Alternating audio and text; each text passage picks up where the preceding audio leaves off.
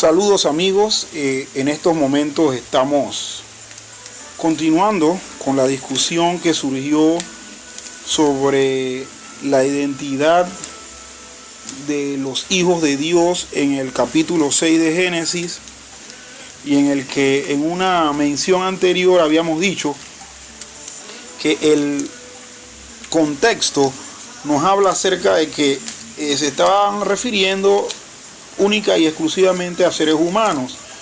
Nosotros, a la luz de lo que dice la Biblia, no vemos que se esté hablando de un asunto donde hubo una unión sexual entre ángeles y humanos. Consideramos pues que esto es un hecho antinatural, y en el que, como bien dijo nuestro amigo Carlos Cruz Moya de Puerto Rico, para que pueda haber una relación sexual entre un hombre y una mujer tienen que ser de la misma especie, y eso conlleva una serie de factores físicos como hormonas, como órganos sexuales y demás. Y en esta continuación pues de la discusión,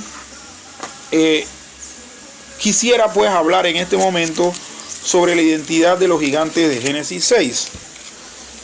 Siguiendo con este tema de la identidad de los gigantes mencionados en Génesis 6, tenemos que mencionar que la palabra gigante en nuestra versión Reina Valera es el producto de la traducción de varias acepciones hebreas, palabras todas en las que una de las opciones de traducción es precisamente gigante, pero no es la única. Y veamos pues cuáles son las acepciones que esta palabra gigante, que se traduce en la versión Reina Valera, versión del 60, se traduce pues con la palabra gigante que nosotros tenemos en nuestro idioma castellano. Y son las siguientes. Una de ellas es Nefil. Nefil, que viene de la palabra Nafal, y que propiamente significa derribador. Es decir, por implicación entonces, un patán o tirano. Y bueno, y sabemos que eso se traduce como gigante en Génesis 6, versículo 4 y números 13, 33. Acepciones pues que vamos a ir viendo contextualmente a medida que vayamos definiendo estas formas o estas variantes que tenemos en la Biblia. También tenemos la palabra Rafá, que probablemente tiene el sentido de significar vigorizar, tanto como una característica o tanto como un nombre propio.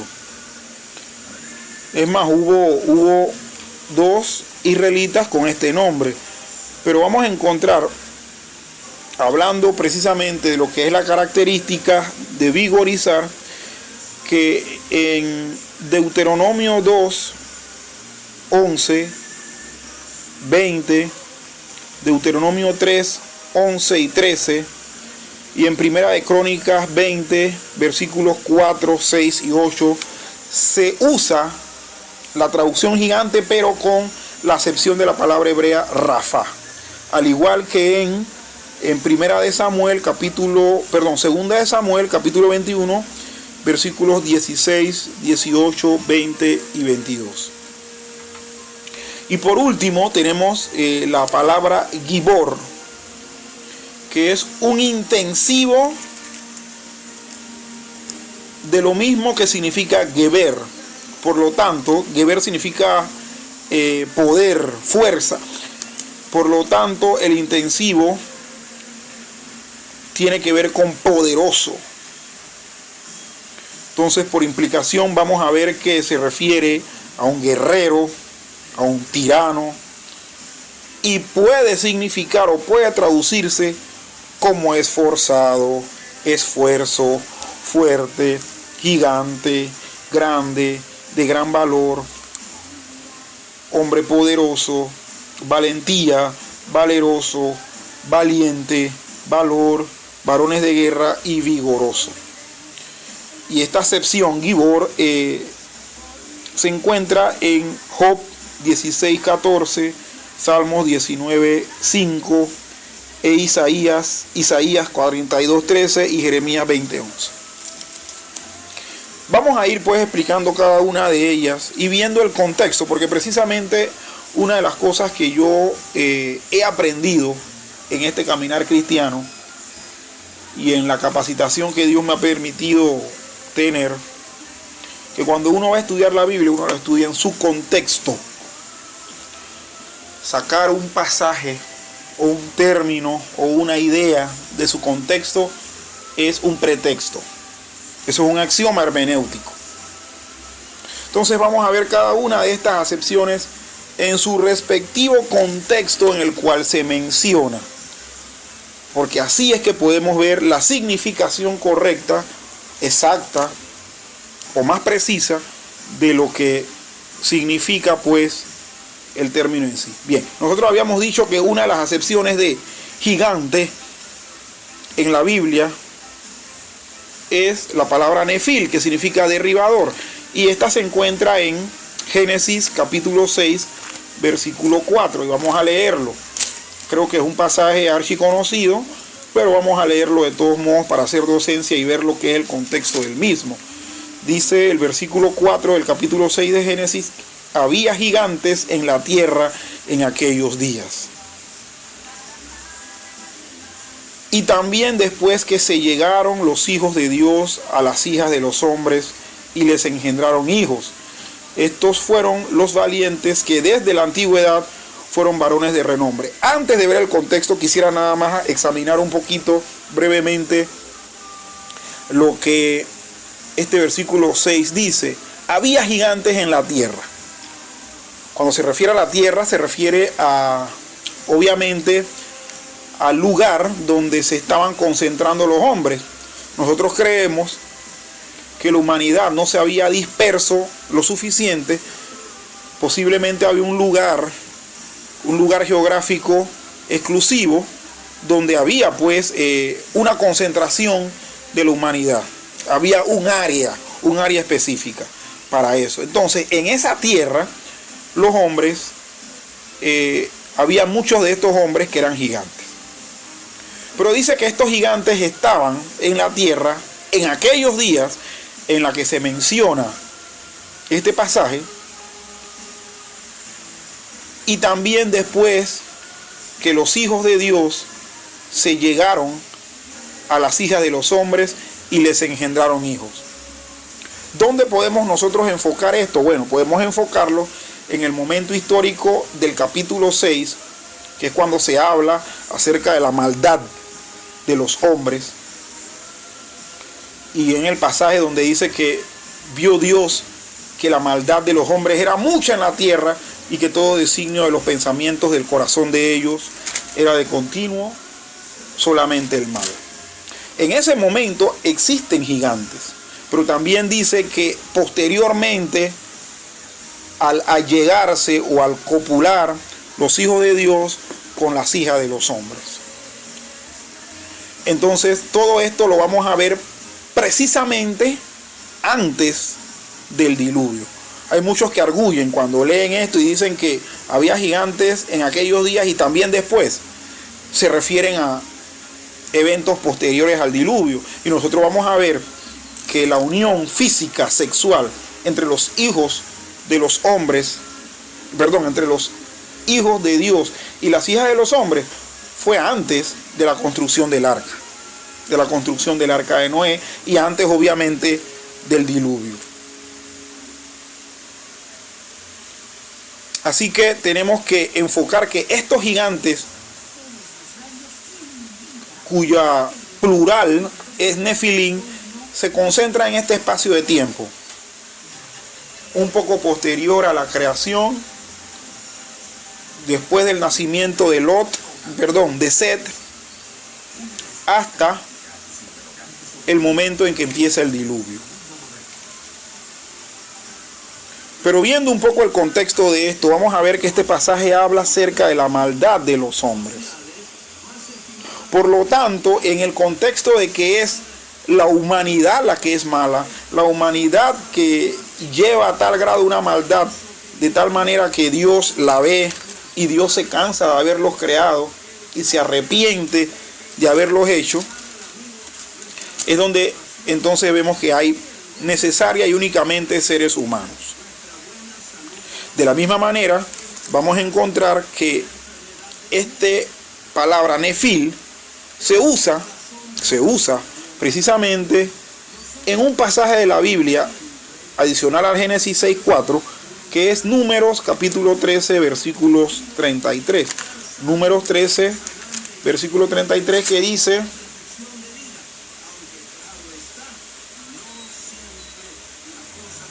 dice lo siguiente: también vimos allí gigantes, hijos de Anac, raza de los gigantes, y éramos nosotros, a nuestro parecer, como langostas, y así les parecíamos a ellos. Bien, aquí vemos que esto se contextualiza dentro de la inspección de la tierra de Canaán por los 12 espías. Estos 12 espías ven un montón de características en esta tierra. Cuando van a dar el informe, dicen: verdaderamente esta tierra fluye leche y miel, pero esta tierra traga hombres, porque los habitantes de ellas son gigantes. Y en este versículo 33 ellos ponen de manifiesto que son gigantes porque los vieron, y que la comparación que tienen de la estatura de ellos es que a su parecer eran como langostas ellos para estos enormes personajes que habitaban esta región del mundo. ¿Qué queremos decir? Bueno, precisamente también pensamos que son ángeles, perdón, que son hombres, que son seres humanos, no ángeles. Y tampoco creemos que sean mezcla angélico-humana, porque nosotros vemos que la Biblia nos dice en Génesis capítulo 6, versículo 4, que estos gigantes a los cuales se refiere había en la tierra en ese momento y después que se allegaron los hijos de Dios a las hijas de los hombres. Entonces, por el contexto y también por el significado propio, tenemos que decir que se refería a gente guerrera. Estos gigantes de Génesis capítulo 6, versículo 4, el pasaje posterior nos dice que estos eran los héroes de renombre, o los valientes que desde la antigüedad fueron varones de renombre. Y acá vemos que era gente que a la hora de tratar de enfrentárseles, los israelitas, que fueron testigos del espionaje que fueron a hacer a su tierra, consideraron humanamente: nosotros no podemos hacerle guerra a esta gente porque nosotros le parecemos langostas a ellos. Ellos nos pueden pisotear como quien pisotea una langosta y despedazarnos. Así que vemos que esta acepción Nefil, que propiamente significa derribador, significa seres humanos con capacidad de hacer guerra, valientes, de renombre, que podían tragárselos a los israelitas si pretendían conquistar la tierra humanamente hablando. Pero también tenemos la acepción Rafa, que significa vigorizar. Y vamos a ver lo que nos dice uno de los pasajes donde esta palabra hebrea se usa, que es Deuteronomio 2, versículos 11 y 20. Deuteronomio capítulo 2, versículos 11 y 20. Y dice así, el versículo 11. Dice: pero gigantes eran ellos tenidos también, como los hijos de Anac, y los moabitas los llaman emitas. Y en el versículo 20 dice: por tierra de gigantes fue también ella tenida. Habitaron en ella gigantes en otro tiempo, a los cuales los amonitas llamaban zonzomeos. Y sigue diciendo el 21: pueblo grande y numeroso y alto, como los hijos de Anac, a los cuales Jehová destruyó delante de los amonitas. Estos sucedieron a aquellos y habitaron en su lugar. Bien, este pasaje se contextualiza, dentro del peregrinaje que Israel tuvo en el desierto. previo a la conquista y colonización de la tierra de Canaán. Estos también eran gente de estatura enorme, pero que también era capaz de con vigor repeler cualquier ataque.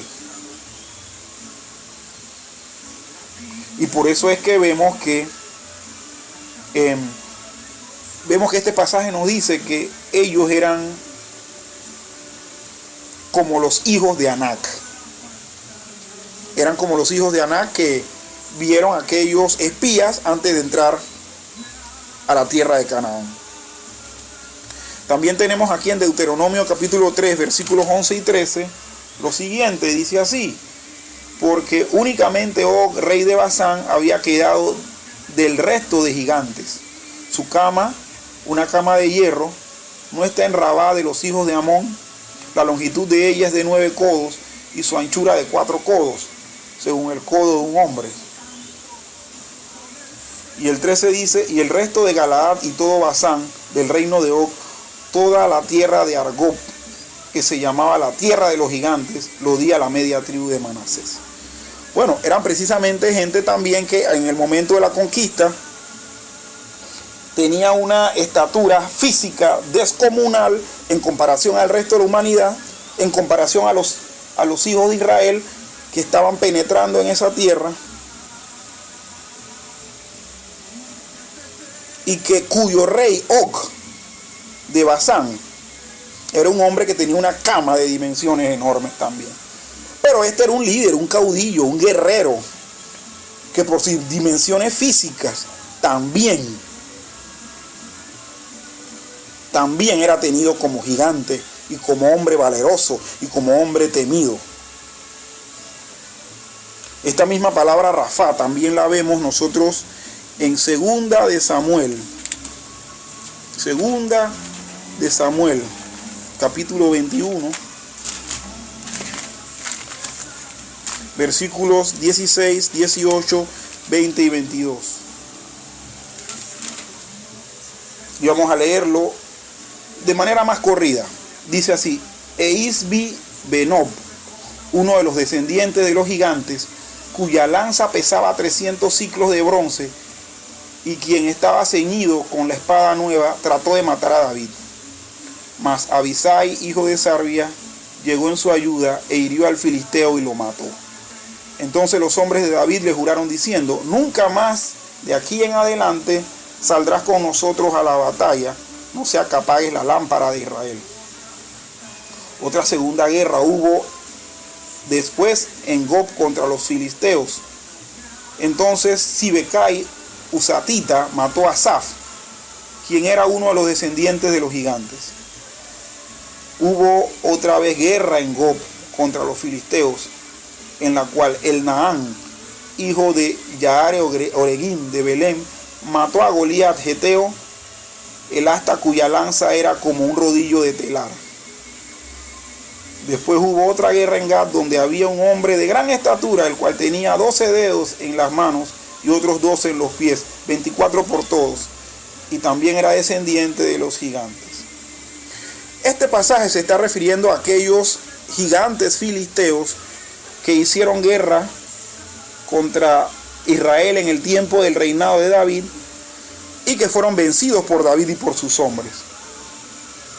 Se está refiriendo esta acepción también a gente físicamente humana, no con características especiales de humanoides o de híbridos angélicos humanos, y que hacían guerra con los hombres. Y es más, David y sus hombres los vencieron. Los vencieron en una guerra natural propia que había en ese tiempo entre pueblos humanos, entre grupos humanos.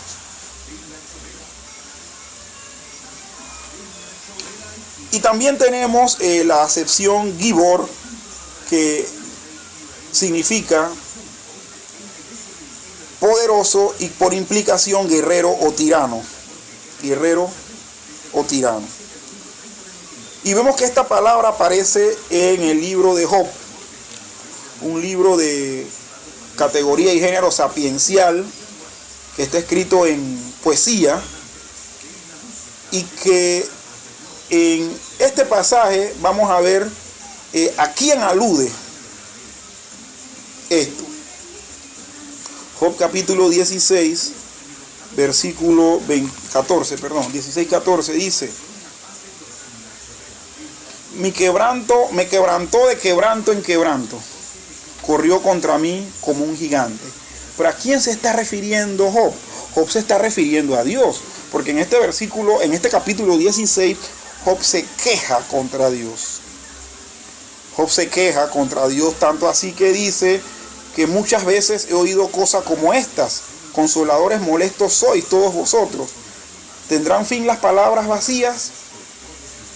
¿Y qué te anima a responder?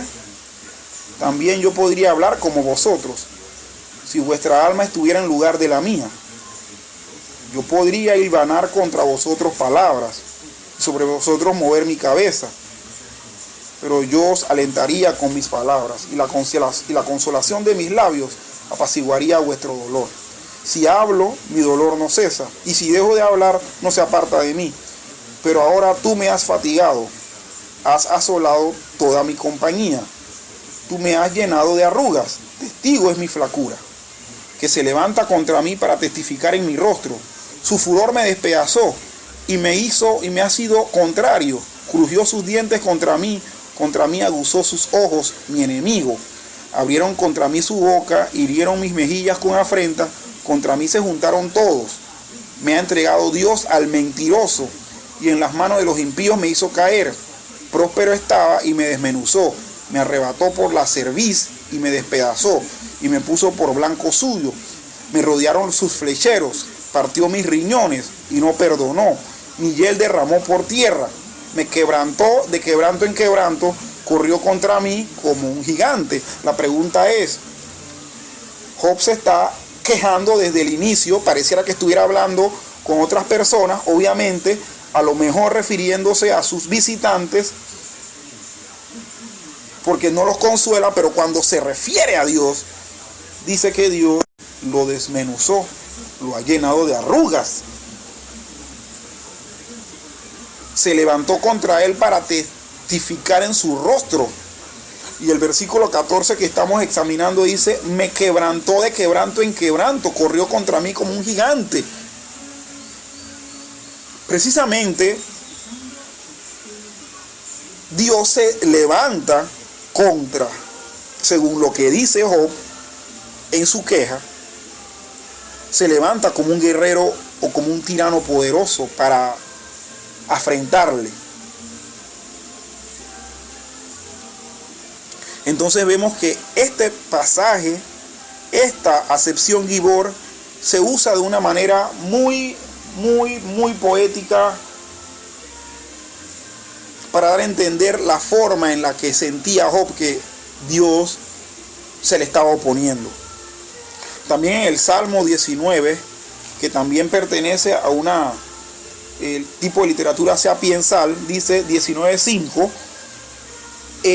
y este es como esposo que sale de su tálamo, se alegra cual gigante para correr el camino. ¿A quién se está refiriendo el Salmo?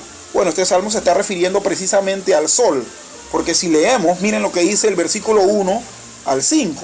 Los cielos cuentan la gloria de Dios, y el firmamento anuncia la obra de sus manos. Un día emite palabra a otro, y una noche a otra noche declara sabiduría. No hay lenguaje ni palabras, ni es oída su voz. Por toda la tierra salió su voz, y hasta el extremo del mundo sus palabras. En ellos puso tabernáculo para el sol, y este, como esposo que sale de su tálamo, se alegra cual gigante para correr el camino. Entonces, la presentación de toda la obra de Dios que está ponderando el salmista llega y dice en este versículo 5 que el sol que puso, que es parte de la creación de Dios, como esposo sale cual gigante para correr el camino. Como el esposo que sale de su tálamo, corre cual gigante para correr el camino.